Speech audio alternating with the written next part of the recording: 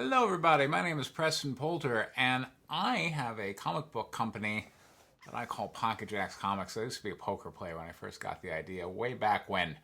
And I'm branching out, so this is a video that is on Facebook, but I also am going to put it over on my YouTube channel. So if you're watching this on Facebook, one, like the page, and two, you might want to check me out over on YouTube, over Pocket Jacks Comics. So I wanted to talk about a comic book I have called White Lily, which is about the deadliest female fighter pilot who ever lived. She was a real woman. This is issue 4 and 5, and issue 5 is about to go up on Kickstarter.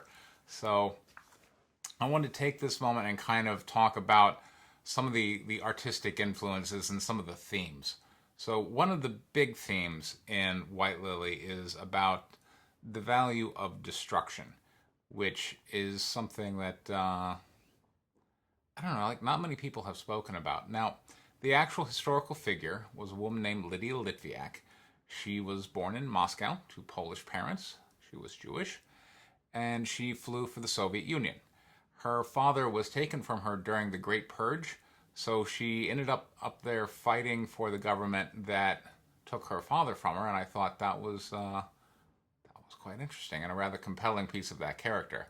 So, in trying to get into her mindset, I ended up using certain pieces of a woman I had dated out in LA who tended to smoke, so that's why I have Lilia smoking a fair amount. But also, I feel like Lilia has this really strong death instinct, and that's what causes her to disregard risk and to put herself in the middle of the action, and perhaps what made her such a great fighter pilot. So that was my interpretation of the historical figure. But I wanted to talk a bit about the inspiration. So I will just call her E. And E, very, very interesting lady. She met me again at Long Beach Comic Con last year, and when I told her that she was one of the main inspirations for my interpretation of the deadliest female fighter pilot who ever lived, she said that was the biggest compliment anyone had ever given her. So I was touched that she was touched. But she had had a rather rough history herself, and her own traumas, and some of them I think certainly were very understandable why she eventually ended up turning to drugs. And she shared this one experience with me that was ultimately what prompted her to turn her life around, and that was like she shouldn't mess around. So the drugs she was dealing with was heroin, and she talked about shooting up in a porta potty at a fair or something, and that she was concerned when she had finished dosing herself that she may have given herself too much and that she may have overdosed, and that she wouldn't know until she stood up from her seated position there in the porta potty when the blood would have a chance to circulate and the drugs would interact with her system. And she worried that, essentially these were just the last few moments of her life, and that her body would be discovered in a porta potty. And then she reflected on her father and how hurt he must be to receive the news that his daughter, that he loved so much, ended up overdosing and found in such a horrible place. And that it was that experience that compelled her to seek a better path. But she, very artistic, very creative, and she met someone in the program, as she put it, Narcotics Anonymous, whom was also very artistic and creative, and it was a pleasure to finally get to meet him. His name was Spence Fuller, and he was more of an alcoholic, but he was a visual effects artist, out there in LA. He worked on the first couple of seasons of The Walking Dead. He was really wizard at After Effects, and he had a pretty cool apartment. I remember being over there, and he had like a projector up on a wall, and he bought some old Yankee seats when they were refurbishing the stadium or whatnot. So you got to sit in the Yankee seats and watch a movie on his wall. And he was a pretty cool guy. And anyway, one day, unfortunately, Spence elected to end his life with a handgun, and that that certainly left a mark, I think. And no, I know that she was very upset by that because they were in touch like every day. And one of the things she ended up doing to process the pain or to grieve, she's a painter, and she ended up painting this really huge portrait of him. Like kind of like life size, like big as the torso kind of thing. It was just of his face. She based it off of this picture that she had of them together and kind of happy and smiling and clowning around.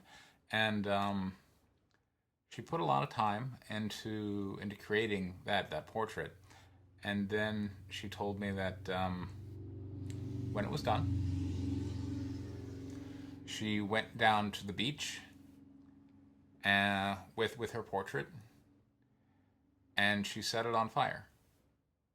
And that as she watched the flames consume the painting that she had invested all that time and effort into, that she felt free of all the grief, that she felt this release. And she said at that point, she was like, God, I wonder what else I could burn. And just to be free of the stuff. And that moment kind of stuck with me. And in part, I think that's why like I really gave Lily a fire theme, which, like right there from page 1, panel 1 of issue 1, she's lighting up a cigarette. And I really embraced the fire motif as much as I could with Lilia, including here on the cover of White Lily 5, which is going to be up on Kickstarter. So follow this page here for more details. But here she has kind of been transformed into this image of flaming death, which I intend to actually spin off into its own comic series about her as kind of this Avenger superhero kind of thing. Not Avenger in the Marvel way, but Avenger as in the righter of wrongs. But yeah, I thought that was an interesting theme. And what I put here, so in issue 4 is a pretty heavy issue where I really start to get into the psychodynamics that are going on behind this character. And again, for me, this is, I think, a realistic interpretation of who the historical figure was.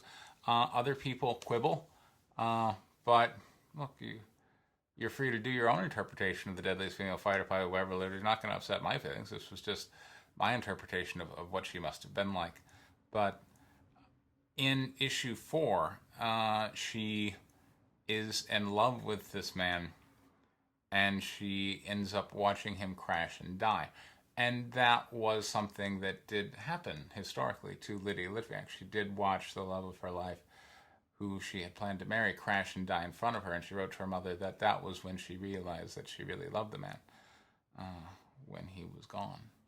And I guess perhaps inspired by, E or whatever, but I have this sequence. And for me, like, just looking at the historical figure of Lilia, like, she lost her father, and then she lost, basically the two men in her life that she really loved were both, taken from her violently, and what that must have been like. So in issue 4, I have her following into this deep depression, and it was really, I think, wonderful in comic books the way I was able to show that people are trying to reach out to her, but she can't hear them. And so the letterer for these pages, was instructed to just put like squiggles or something to indicate that people are attempting to communicate with her, but that she is unreachable. And then, the next day the squadron goes on without her, and they leave her behind, and she is just passing the time with cigarettes. And then she gets this impulse to do something. And we don't know what it is, but, and I have this, kind of emotional jumping all over the place, this kind of moment of kind of, yes, I can feel something, because she's burning herself with cigarettes in an effort to feel something. And finally, like, she has this maniacal laugh, is like, finally I can feel, and the happiness. And then she sees the picture of her beloved who's been taken from her, and then back down, but she gets an impulse to do something. And we, the audience, don't know what it is. So on the next page, she's out, she's in her flight gear, and she's carrying a can of kerosene and a hammer. And she goes up to her fighter plane, and she's hammering away at the ice. And here I'm really embracing metaphor, because what is depression and grief but this coat of ice that just covers everything, that ultimately you have to hammer away in order to really get life working again. And as she's hammering it away, she's confronted by all these horrible, dark thoughts that are plaguing her. And then she pours the kerosene into this pan under the fighter, and then she sets it on fire. And then she climbs into the cockpit. And there she realizes that if she sits there long enough, that she'll die from smoke inhalation, or she could push the starter key and she could return to the war. And she vacillates about which she chooses to do. Should she die, or should she keep fighting? And that was a moment, I think, that got people, and I'm really glad. So fantastic. It's always good when I put something out that connects with people, and that scene seemed to connect with people. And I'm putting out retail versions for the local comic book store, and this is the retail cover for White Lily issue 4, which you should be able to pick up in your comic book store later this year. And this one I just left my editor and colorist Blonde. I'm just like, look, come up with covers, I don't care. But he apparently really liked the moment too. So you see here, and again, this was without instruction from me. This was just, kind of Blonde working with the artist, kind of off on his own. And to me, this is kind of this wonderful, art imitating life moment of Lilia just burning things, and just this big out of control fire. And I am remembering back to E, just burning the portrait of, and getting rid of the grief. And I think we as people tend to attempt to preserve parts of our life that don't necessarily need to be preserved.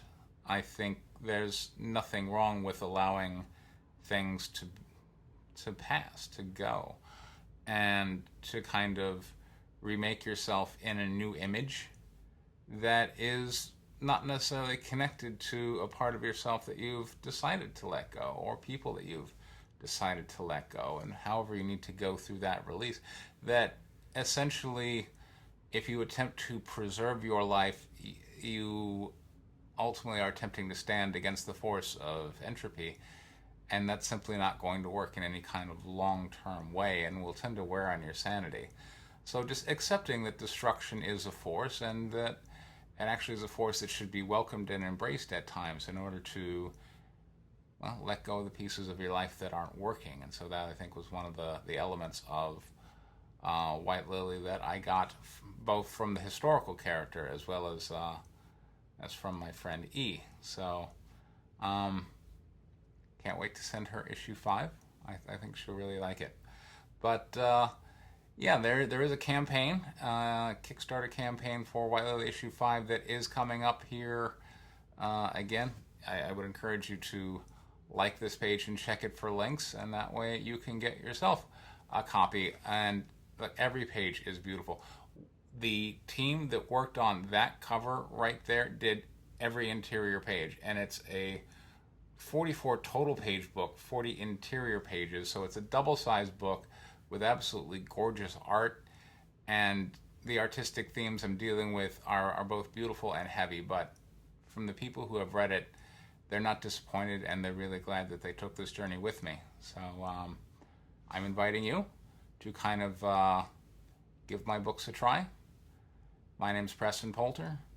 I make comic books under the name Pocket Jacks Comics. Thank you very much for your time. Take care.